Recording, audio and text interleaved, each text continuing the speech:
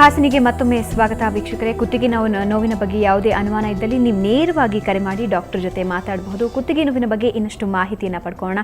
Doctor, ಇವಾಗ ಸಾಮಾನ್ಯವಾಗಿ ಕುತ್ತಿಗೆ ನೋವು ಬಂತು ಅಂತ ಅಂತಾರೆ, ಯಾವೆಲ್ಲ ರೀತಿಯ ಪರಿಹಾರಗಳನ್ನು ಪಡ್ಕೋಬಹುದು? ಇವತ್ತು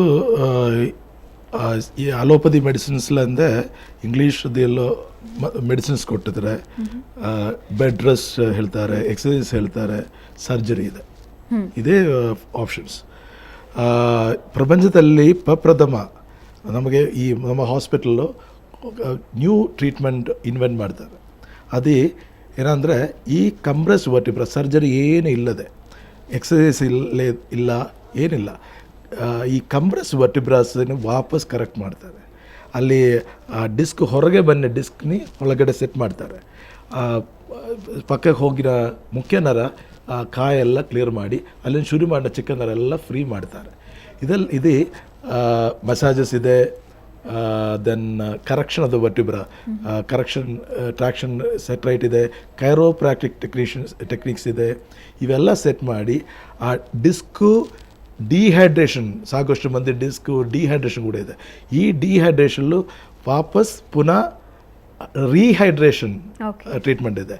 ಅದೇ ಇನ್ನು ಸ್ವಲ್ಪ ಇದು ಸಾಕಷ್ಟು ಮಂದಿಗೆ ಈ ವರ್ಟಿಬ್ರಲ್ ಕಂಪ್ರೆಷನ್ ಅಲ್ಲದೆ ವರ್ಟಿಬ್ರಾ ಬೋನ್ ಕೂಡ ಪಕ್ಕಕ್ಕೆ ಹೋಗ್ತಾರೆ. That is called spondylolisthesis. ಆ ಕಂಡೀಷನ್ ಕೂಡ ಬೋನ್ ಸೆಟ್ ಮಾಡ್ತಾರೆ, ಆ ಪೊಸಿಷನ್. ಅದೆಲ್ಲ ಫಿಸಿಕಲ್ ಮ್ಯಾನಿಪುಲೇಷನ್ ಅಷ್ಟೇ. ಇದು ಸರ್ಜರಿ ಇಲ್ಲದೆ ಟ್ರೀಟ್ಮೆಂಟ್ ಇದೆ. ಸೊ ಟ್ರೀಟ್ಮೆಂಟ್ ಪೇಷಂಟ್ಗೆ ಖರ್ಚು ತುಂಬ ಕಮ್ಮಿ, ಟೆನ್ಷನ್ಸ್ ತುಂಬ ಕಮ್ಮಿ. ದೆನ್ ಇದು 7 days, 14 days, 21 days, 28 days.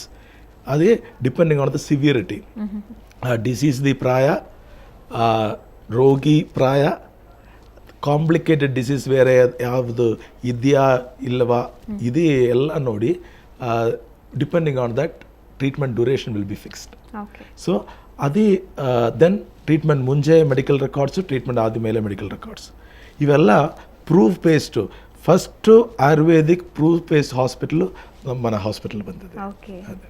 So ಇವಾಗ ರೋಗಿ ಕೆಲವೊಂದು ಸಂದರ್ಭದಲ್ಲಿ ಏನಾಗುತ್ತೆ ಅಂದ್ರೆ ಕುತ್ತಿಗೆ ನೋವು ಬಂತು, ಅದಕ್ಕೆ ಟ್ರೀಟ್ಮೆಂಟು ಆಯಿತು, ಆದರೆ ನೆಕ್ಸ್ಟ್ ಅದೇ ಜಾಬ್ ಮಾಡೋದಕ್ಕೆ ಹೆದರ್ಕೊಳ್ತಾರೆ. ಮತ್ತೆ ಆ ರೀತಿ ಕುತ್ತಿಗೆ ನೋವು ಬರ್ಬೋದು, ಮತ್ತೆ ಇನ್ನೊಂದ್ಸಲ ಅದಕ್ಕೆ ನಾವು ಪರಿಹಾರ ಪಡ್ಕೋಬೇಕಾಗತ್ತೆ ಅಂತ ಹೆದರ್ತಾರೆ. ನಿಜಾನ ಇದು? ಅಂದರೆ ಒಂದ್ಸಲ ಟ್ರೀಟ್ಮೆಂಟ್ ತೊಗೊಂಡು ಅದೇ ಕೆಲಸ ಮುಂದುವರ್ಸದೆ ಬರೋ ಚಾನ್ಸಸ್ ಇರುತ್ತಾ?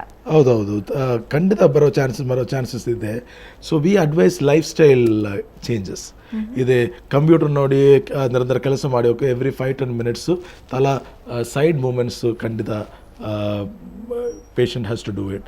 ದೆನ್ ಒಂದೇ ಪೊಸಿಷನ್ ನಿರಂತರ 1/2 hour ಬಿಡ ಜಾಸ್ತಿ ಒಂದೇ ಪೊಸಿಷನಲ್ಲಿ ಕೂತ್ಕೋಬಾರದು. ಸ್ವಲ್ಪ ಎತ್ಕೊಳ್ಳಿ, just have a round and come back to the seat. At least get up and sit down. Then ಇದು ಆಕ್ಯುಪೇಷನಲ್ ಪೋಸ್ಟರಲ್ ಹಜಾರ್ಡನ್ನೇ ಮುಂಚೆ ಹೇಳ್ತಾರೆ. ಸೊ ಒಂದೇ ಪೋಸ್ಟರು ಬೇಡ, ಒಂದೇ ಪೋಸ್ಟರ್ ಬೇಡ. Postures keep on changing the postures. ಕೂತ್ಕೊಳ್ಳೋ ಸಮಯ ಸ್ವಲ್ಪ ಮುಂಚೆ ಬಗ್ಗಿ ತೊಡೆ మీద ಭಾರ ಇಟ್ಟುಕೊಂಡು ಕೂತ್ಕೊಳ್ಬೇಕು, ಆ ಸ್ಪೈನ್ మీద ಭಾರ ಇಟ್ಕೊಂಡು ಕೂತ್ಬಾರದು. ಸೊ అలాగే ಲೈಫ್ ಸ್ಟೈಲ್, ಆ ಥರ ಲೈಫ್ ಸ್ಟೈಲ್ ಚೇಂಜಸ್ ಇದೆ. ಆ ಲೈಫ್ ಸ್ಟೈಲ್ ಚೇಂಜಸ್, ಆಹಾರ ಸ್ವಲ್ಪ ಈ ಡಿಜನರೇಟಿವ್ ಫುಡ್ ಸ್ಟಫ್ ಇದೆ, ಬದನೆಕಾಯಿ, ಮೊಸರು, ಹುಳಿ ಇವೆಲ್ಲ ರೆಸ್ಟ್ರಿಕ್ಟ್ ಮಾಡ್ತಾ ಇದ್ದಾರೆ. ಇದು ಜಾಸ್ತಿ ಇದು ತಗೊಳ್ಕೊಂಡ್ರೆ bone degeneration, nerve degeneration, muscle degeneration ಎಲ್ಲ ಬರ್ತೀವಿ. ಅದೆಲ್ಲ ಬೇಡನಂದರೆ. So lifestyle certain thing. Then heavy pillows, ತುಂಬ ಎತ್ತರದ ದಿಂಬು ಇಟ್ಕೊಂಡು ಮಲ್ಕೋಬೇಡ, ಮಲ್ಕೋಗಿ ಟಿ ವಿ ನೋಡಬೇಡ, ಮೊಬೈಲ್ ಫೋನ್ ಅದೇ ಕಿವಿ ಇದು ಭುಜ ಮಧ್ಯೆ ಇಟ್ಕೊಂಡು ಮಾತಾಡಬೇಡ, ಇವೆಲ್ಲ ಅಡ್ವೈಸಸ್ ಬರ್ತೀವಿ. ಸೊ ಇದೆಲ್ಲ and first time when a patient really suffers from that, he'll be very cautious, because he knows that severity of it, isn't it? So he will definitely take care ki the vapas barla, he will take care about it. Okay. So ಸಾಮಾನ್ಯವಾಗಿ ಈ ಕತ್ ನೋವು ನಾವು ಎಷ್ಟೇ treatment ತಗೊಂಡ್ರೂ ಕೂಡ ಕೆಲವೊಂದ್ಸಲ ಕಮ್ಮಿ ಆಗಲ್ಲ ಅನ್ನೋ ಮಾತುಗಳು ಇವೆ. ಇವಕ್ಕೆ ಕಾರಣಗಳೇನೇನು? ಇವಕ್ಕೆ 3-4 reasons. ಫಸ್ಟ್ ಕಾರಣ ಬನ್ನಿ, patients are not following the doctor's advice properly. ಇದು ಕುತ್ತಿಗೆ ನೋವು ನಮ್ಮ ಹಾಸ್ಪಿಟಲಲ್ಲಿ ಕರೆಕ್ಟ್ ಮಾಡಿಯೋ ಸಮಯ ಕುತ್ತಿಗೆ ಬೆಲ್ಟ್ ಕೂಡ ಕಂಪಲ್ಸರಿ ಬೇಕು, ಯೂಸ್ ಮಾಡಬೇಕು. ಆ belt 28 days 14 on an average ನಮ್ಮ ಟ್ರೀಟ್ಮೆಂಟ್ ಬನ್ನಿ 14 ಡೇಸ್ ಇದೆ, 2 ವಾರ ಇದೆ. ಈ 2 ವಾರ ಮತ್ತು ಈ 4 ವಾರ ದ patient has to use the collar, cervical collar use ಮಾಡಬೇಕು. ಈ ಕಾಲರು ನಿದ್ದೆ ಹೋಗೋ ಸಮಯ ಮಾತ್ರವೇ ಹಿ ಕ್ಯಾನ್ ರಿಮೂವ್ ಇಟ್, ಬಾಕಿ ಫುಲ್ ಟೈಮ್ ಯೂಸ್ ಮಾಡಬೇಕು. Patient will not use it choking ಬೇರೆ ಸಂಬಡಿ ಬೇರೆ ಇವರ ನೋಡ್ತಾರಂದರೆ it is a humiliating thing, I can't use it. Then better they think that painkiller will be best thing, I can't follow it. Then ಸ್ವಲ್ಪ exercise ಕೊಟ್ಟಿದ್ದಾರೆ. ಇದು ಆದಮೇಲೆ ಈ cervical spondylosis ವಾಪಸ್ ಎಲ್ಲ ಕರೆಕ್ಟ್ ಮಾಡಿದ ಆದಮೇಲೆ ಸ್ವಲ್ಪ ಎಕ್ಸಸೈಸ್ ಇದೆ, ನೆಕ್ ಮಸಲ್ ಸ್ಟ್ರೆಂಥನಿಂಗ್ ಎಕ್ಸಸೈಸ್, ಇವು ಕರೆಕ್ಟ್ ಮಾಡೋಕ್ಕಿಲ್ಲ. Then second thing is that doctors are not advising the patients correctly. ಇದಂದರೆ ಡಾಕ್ಟರ್ಸ್ಗೆ ಸಬ್ಜೆಕ್ಟ್ మీద ಜಾಸ್ತಿ ಅವಗಾಹದ the vision is not proper.